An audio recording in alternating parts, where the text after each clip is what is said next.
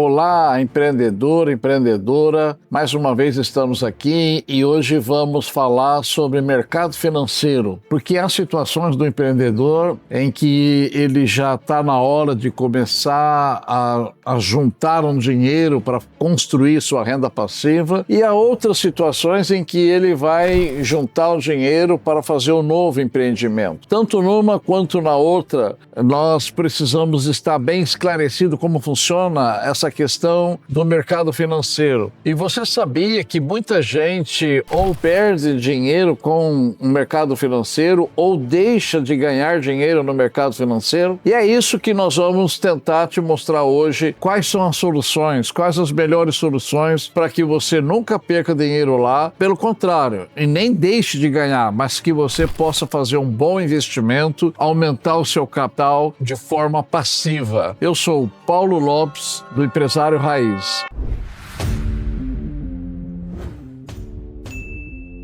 A questão do mercado financeiro é que a primeira coisa que vem na cabeça das pessoas é o rendimento. E não é essa o norte principal. Por exemplo, eu conheço pessoas que nunca investiram no mercado financeiro e começaram investindo na renda variável, no mercado de ações, que é o mais complexo, o mais difícil, que exige expertise. Você jamais deve começar os seus rendimentos financeiros através da renda variável.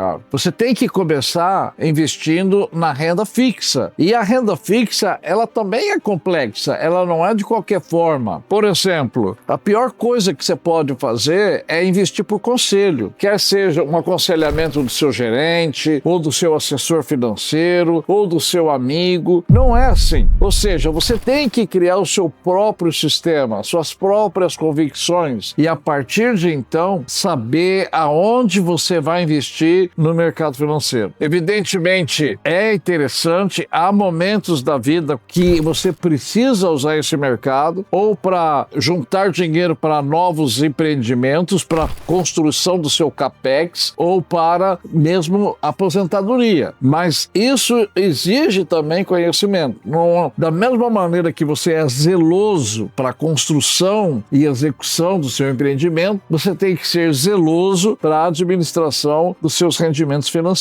Pois bem, por onde começar, ou melhor, quando começar a investir no mercado financeiro? Vamos partir do princípio que a sua empresa ela tem um free cash flow, que é o que sobra do seu fluxo de caixa, é interessante. Aquilo que sobra do seu fluxo de caixa, você tem dois destinos. Ou você faz aquilo virar todo dividendo para você, ou você faz aquilo virar capex. Capex é reinvestir na própria empresa. Ou você faz as duas coisas, um pouco de capex, o que é o ideal, tá? Um pouco de capex e um pouco de dividendo. Enquanto você consegue gerar capex, reinvestimento da empresa, e esse capex consegue gerar crescimento de faturamento, o meu conselho é você não pensar em mercado financeiro. A sua empresa precisa de recurso, ela ainda tem fôlego para crescimento de faturamento, de receita, então continue, porque não tem investimento nenhum no mercado financeiro que vai dar um rendimento igual você tem na sua própria empresa.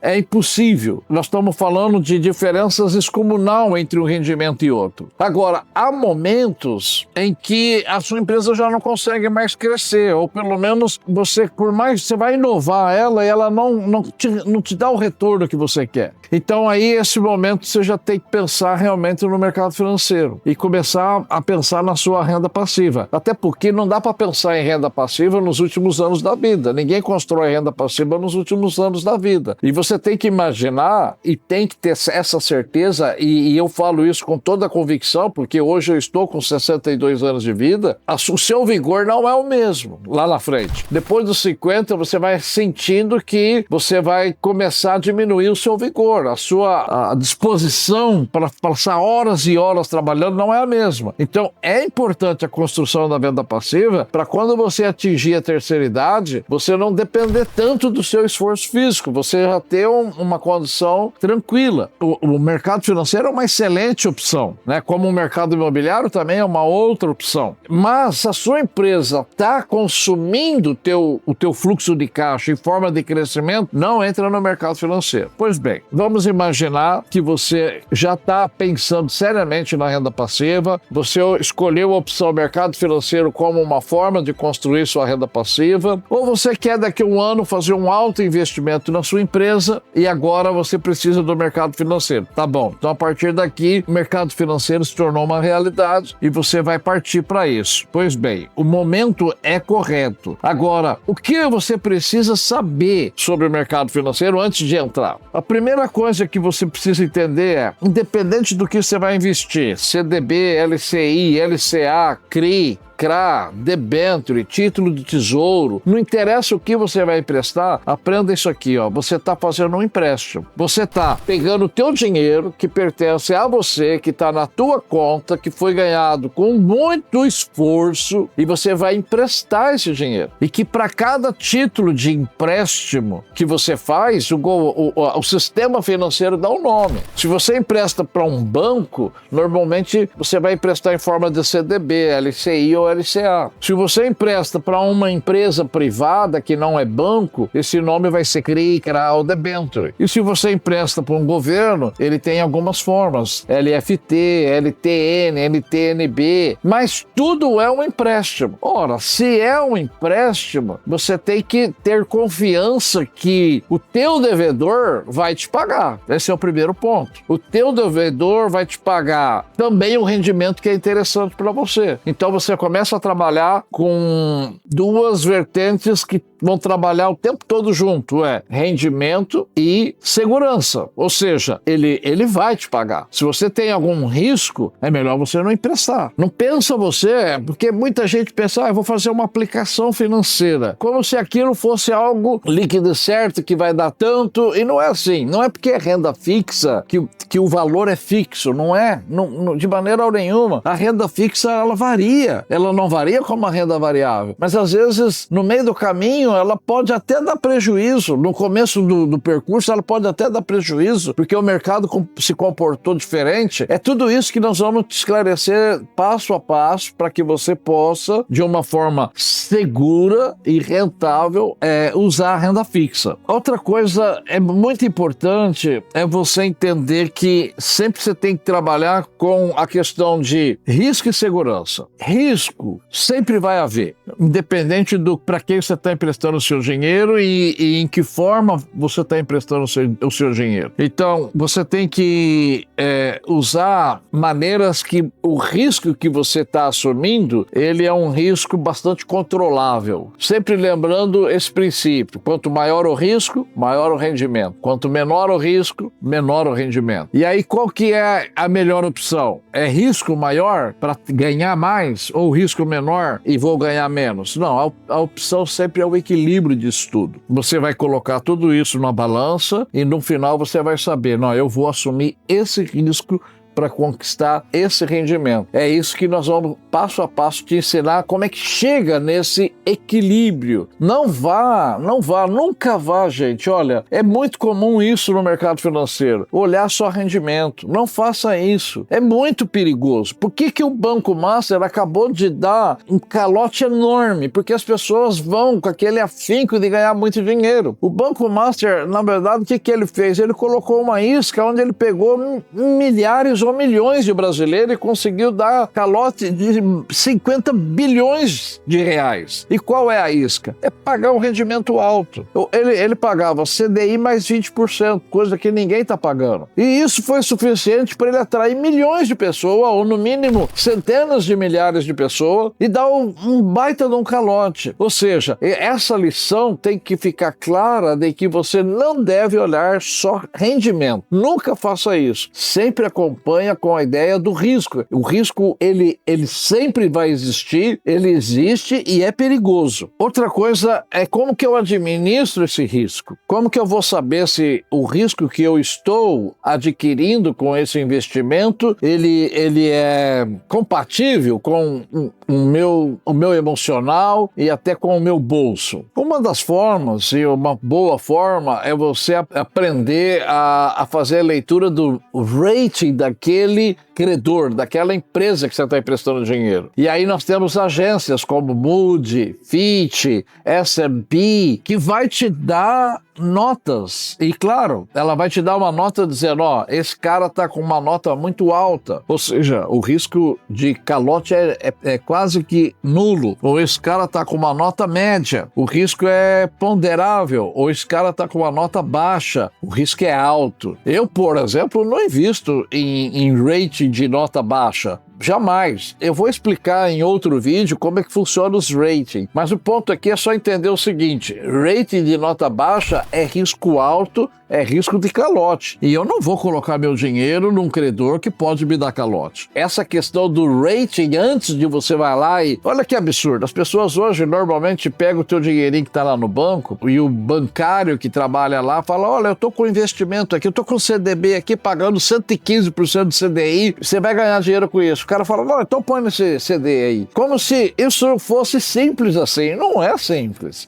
Tem milhares de brasileiros que perderam dinheiro fazendo isso. Não vai investir o seu dinheiro só porque o teu gerente ou o teu assessor bancário falou que tem um CDB lá maravilhoso, você deveria colocar o dinheiro. Não faça isso. Antes de tudo, ouça esse vídeo que eu estou fazendo aqui e outros que eu vou fazer na sequência para que você tenha segurança que aquilo vai te render um valor bom e com segurança, com risco moderado. É isso que eu estou tentando te passar. Talvez até hoje você simplesmente ouvir o teu gerente e falar, tá bom, aplica nesse CDB aí. É isso que você tem que parar de fazer. Pega a informação lá do seu bancário e aprenda a estudá-la para depois você tomar a decisão, ok? Muito bem. Como é que você deve começar o mercado financeiro? Como eu te disse lá no começo do vídeo, nunca pela renda variável. Ou seja, você não conhece o mercado financeiro, você não tem expertise sobre esses assuntos, você não conhece as inúmeras terminologias, o significado que cada uma te dá e o esclarecimento que cada um te dá? Não. Então, o primeiro conselho, não comece com ações. Não comece na renda variável. Por quê? Porque há inúmeros brasileiros, eu pessoalmente conheço inúmeros brasileiros que saíram com menos dinheiro. Você vai começar com renda fixa. Essa é a primeira lição assim que você tem que entender. Segundo, quando você vai emprestar o seu dinheiro em forma de um título do mercado financeiro, você vai emprestar para 3 categorias de empresas. A primeira, você vai emprestar para uma instituição financeira, banco, financiadora, não importa. Isso a gente chama de crédito bancário. Quais são os créditos bancários? CDB, LCI, LCA. Segundo, ou você vai emprestar para uma empresa. Por exemplo, a Heisen, que acabou de quebrar, que deixou mais de 50 bilhões em dívida. Ou Lojas Americana, que quebrou no passado. Olha agora, essa semana, a CEO da Tok Tok Stock pediu recuperação judicial. Também vai deixar milhões ou talvez bilhões sem pagar por um bom tempo. Então isso chama crédito privado. Claro, tem empresas boas. Você vai emprestar para uma Petrobras, uma empresa boa, fazer um debenture, porque a empresa privada, ela normalmente capta o dinheiro em 3 formas, CRA, CRI e debenture. Então essa é uma empresa mais saudável, como a Petrobras. Mas ela tem diferença do crédito, nós vamos mostrar as diferenças de cada uma. E finalmente o governo. Esse é o melhor credor, é o mais forte, o mais poderoso, o que tem maior segurança e esse é em forma de títulos públicos. Ok, então agora vamos entender o que é um crédito privado. É quando você empresta nem para o governo e nem para uma instituição financeira. Você vai emprestar o seu dinheiro para uma Petrobras, uma Heisen que quebrou, para uma Riachuelo, para uma empresa com uma incorporadora em forma de CRI, por exemplo. Qual que é o problema do crédito privado? Ele não tem segurança nenhuma se o cara não te pagar. Se o cara pedir recuperação judicial, foi declarada falência, você está no sal. Então, primeira coisa, o crédito privado tem que ser o que mais paga, porque se o risco é maior, eu tenho que pensar aqui em alguma remuneração interessante. Por exemplo, se o cara me pagar CDI, para que eu vou emprestar para ele se ele não tem segurança nenhuma?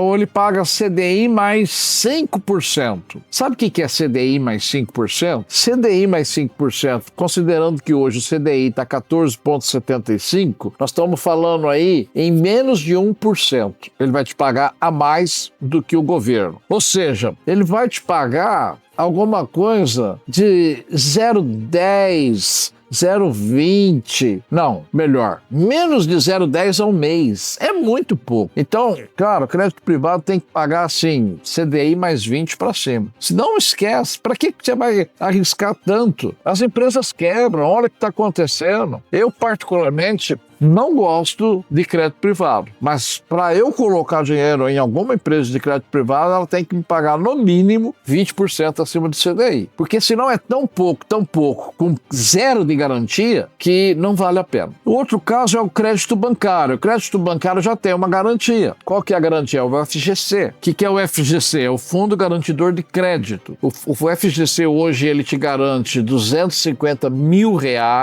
por tomador de dinheiro e por CPF, não mais do que isso. Então, se você emprestar mais de 250 mil para um banco, o que passar, o fundo garantidor não vai te pagar. Mas percebe que já melhorou? Tá, e o que é crédito bancário? CDB, LCI, LCA. Esses créditos têm garantia de R$250 mil. Aí você vai lá e coloca todo o teu dinheiro em LCI e LCA. Então, eu vou dizer para você, olha, eu não faça isso também. Porque não é porque tem um fundo garantidor que esse fundo garantidor vai garantir tudo. Ah, mas ele não garante 250 mil, então eu vou pegar, o meu dinheiro é inferior a isso, não vou correr risco nenhum. Depende. Olha, só para ilustração sua, o Banco Master, que é um banco pequeno perto de uma instituição financeira como um Banco Itaú, por exemplo, só ele levou 1/3 do fundo. O fundo tinha aproximadamente 150 bilhões e o Master levou 50 bilhões. Você imagina se acontece um problema com o Itaú, Bradesco, Santander? Não tem fundo garantidor que vai cobrir o tamanho do buraco. Ou você imagina que 3, 4 bancos venham a ter problema simultaneamente. Não tem fundo garantidor que vai garantir, porque o fundo garantidor, como o nome já fala, você precisa saber o que tem lá no fundo. Hoje, por exemplo, dado que o Master levou 50 bilhões desse fundo, o fundo garantidor está com aproximadamente 100 bilhões em caixa. Qualquer calote que passe esse valor, você está no sal. Então, falar que tem fundo garantidor, eu estou sossegado, não, você não está sossegado. O risco não pode ser sistêmico, é um risco pontual. Uma empresa pequena que quebra pontualmente, o fundo garantidor vai te garantir. Uma empresa grande, não. Então, não pensa que você está totalmente garantido com o fundo garantidor, mas já é melhor que o crédito privado. Terceiro e último caso é o título do governo. Esse é o melhor credor. Esse é o credor que realmente é capaz de te pagar. Está muito longe de você ver o Brasil quebrar. É possível quebrar, sim. Maldito que o Brasil quebrar, já quebrou tudo antes dele, já quebrou crédito privado, já quebrou crédito bancário e você consegue também acompanhar as notícias com muito mais garantia. Eu, por exemplo, tenho um parâmetro. O dia que o Brasil dever de 90% a 100% do PIB, eu começo a desconfiar que o Brasil é perigoso. Mas a gente não está lá ainda. Então, o Brasil hoje é seguro, pode investir no título do governo e esse sim é um título que você está garantido. Eu acredito que você aprendeu uma boa lição aqui nesse vídeo sobre aonde aplicar o teu dinheiro. Não faça mais da maneira que você fazia, se é que você ia para o conselho do seu gerente, mas começa a analisar tudo isso que eu te passei e daqui para frente, quando você tiver dinheiro, invista de forma equilibrada entre risco e rendimento. Obrigado.